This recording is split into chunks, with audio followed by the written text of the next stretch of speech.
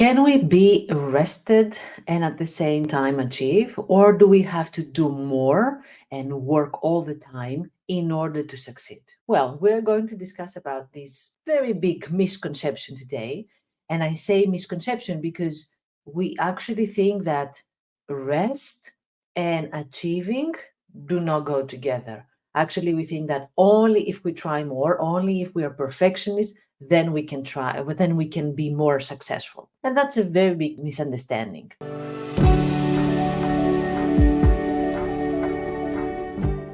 Hi, I'm Vassia. I'm a psychologist, and I am here in order to explore the secrets of mind, of our brain, and how this is connected to a more fulfilling, more meaningful, and more successful life. So let's start. 5 reasons why doing more does not lead to being more successful. First of all, doing more, what does it mean brain wise? Let's talk about our brain. There is a part in our brain that is called amygdala. This is the part where our emotions, our fear is activated, and then also the mechanism of survival, fight or flight, is also activated because of that specific button. There's also another part of our brain which is called prefrontal cortex, and this is where the part that the good decisions, the rational decisions are made. Now, when we are in the phase, in the moment of doing more and pushing ourselves and stressing ourselves, the amygdala gets expanded because we are in a situation where we are afraid that we're not doing enough. We're afraid that we won't make it in time. And of course, it's a very valid fear because we have included in our schedule so many things that humanly they cannot fit in a normal schedule, in a normal life. So the amygdala is activated. And because this is activated, the prefrontal cortex is spinning, is squeezed. What does it mean? We are scared, we are stressed all the time, and we cannot make good decisions. The executive functions of the prefrontal cortex, which is the focus, which is the evaluation, which is the evaluation of facts, which is the memory, the concentration, they are not working. That's why your brain is a little bit foggy and you don't know what to do. That's why you're in this situation of I don't know what to do. I don't know what to do. The panic. So the brain overwhelm does not lead to good decisions. And if it doesn't lead to good decision, how can it lead to success? How can it lead to achievement?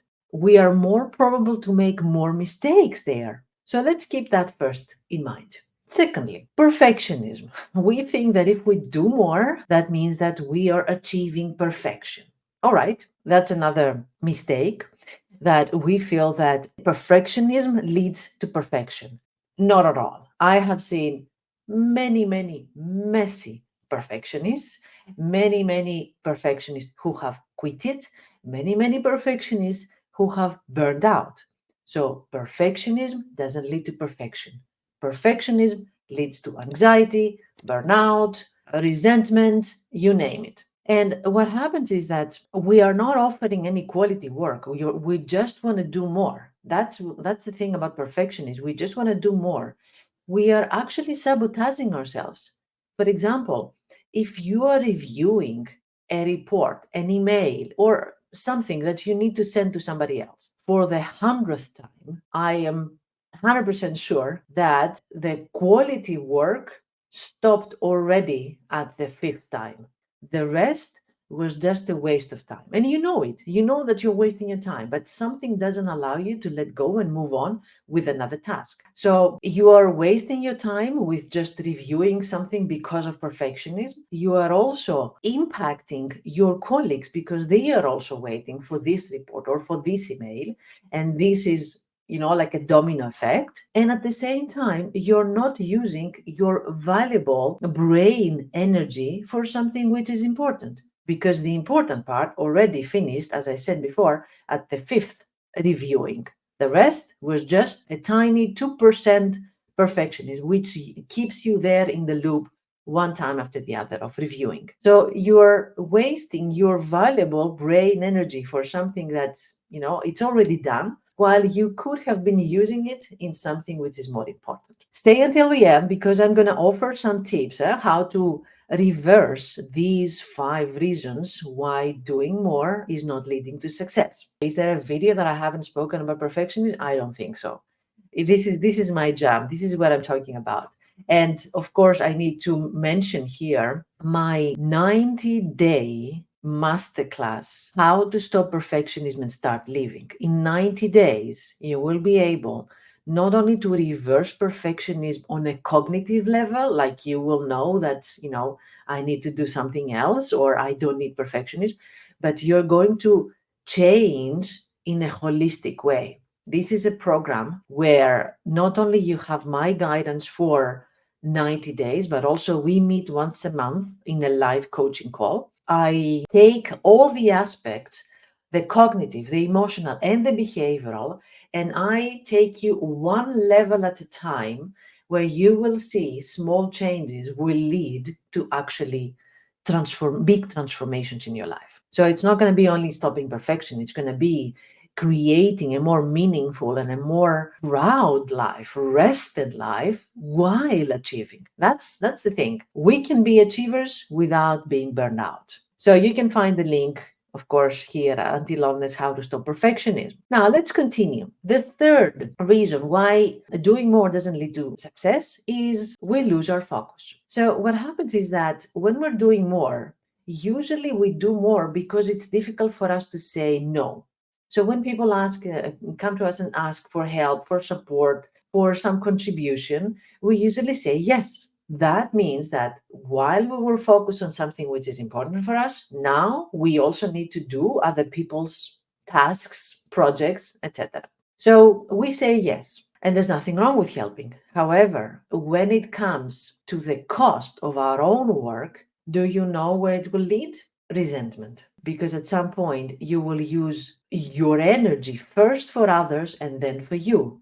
Your work will be delayed. Your work being delayed means that you will think at the end of the day, why did I say yes? Why did I change my schedule, my priorities? Why did I do that again? So people pleasing goes hand in hand with perfectionism, hand in hand with resentment, hand in hand with burnout. Also, when we are multitasking, and there's no such thing as multitasking, it's just if you think that you're multitasking, it's just that your brain is moving from one task to the other very quickly, very fast. But there's no such thing as multitasking. But when we are doing this thing, moving from one task to the other very fast, that also comes to the cost of the quality. So what happens is that you are just moving from one task to the other, but the flow and the depth and the quality of your thoughts, your decisions, your clarity is compromised because you have to switch to another project. And generally speaking, not only about a task, generally speaking, people who are multitasking, people who are interested for many different tasks, they are growing, but on a horizontal level, not on a vertical level. We're not going deeper in something that we are interested and passionate about. We're just learning a little bit of everything. Or the depth in something that we really like comes later or comes slowly. The fourth one is the myth of more, busyness. I'm busy. I'm busy all the time. When people ask you, how are you doing? I'm busy. I'm busy. That has become our medal of honor. If you're successful, you must say that you're busy. However, sometimes busyness is avoidance. We are choosing to be busy in order to avoid maybe discomfort. Maybe some area in our lives is difficult, so we are choosing to be busy in another one because we don't know what to do with this area that is challenging at the moment. Also, when we are busy all the time, we are avoiding reflections. Sometimes when you're not busy, what happens is that you have this space where you can reflect on your life. You can reflect whether you have made the right decision. You can reflect on what you want to do next. You can reflect whether the path that you have chosen is aligned with your life. But when we don't have that space to think and reflect because we're busy all the time, it is very possible that we will be heading towards a direction that we don't want to, that we are not feeling happy with, that we haven't chosen, somebody else chose for us. So this busyness can be a way of avoiding discomfort, as I said, avoiding reflections, avoiding difficult decisions, because I don't want to make a difficult decision, I'm just busy all the time. Or avoiding failure. What if I try something and then it doesn't work? Okay, let's try a million other things then. Because even if I fail, it doesn't matter. I have so many things, so many open tasks that I can distract myself with something else. So avoiding the fear of failure, avoiding failure per se, can be the reason for busyness. And that leads us, of course, to this restlessness. And sometimes restlessness means no direction or no meaning with what we're doing or no alignment with our values. Last but not least, the fifth reason why doing more doesn't lead to being more successful is burnout. We burn out because of doing more, because we don't rest. And there's something that we learn at school. Let's blame school for that, or maybe our parents. We learn first work and then play. First finish your homework and then you can play. And then, okay, I can see how this can apply at school sometimes, not all the time, but I can also see how it's impossible now because in adulthood, work never stops, responsibilities never stop. So if you're waiting until you're done with your chores, you're done with your responsibilities and obligations, you're done with work, and then rest, good luck with that. It's not going to happen. So we don't need to earn our rest. We don't need to follow the first work, then play, or then rest, because that leads to physical and mental exhaustion for sure.